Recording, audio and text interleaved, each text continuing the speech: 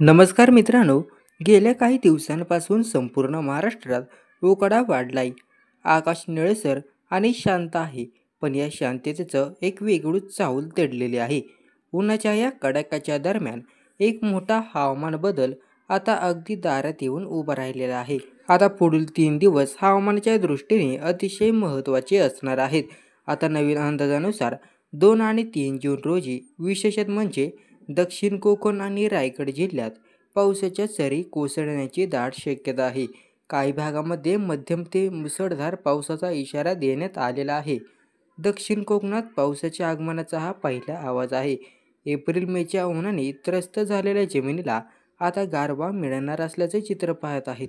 ढगांची जमवाजमव सुरू झाली आहे, वाऱ्यांचा गतिमापना वाढलाय आणि हवेत एक वेगळा ओलसरपणा जाणवायला लागला आहे. ही लक्षणे सांगतात की मान्सूनने आपल्या पावलांचा ठसा उमटायला सुरुवात केली आहे.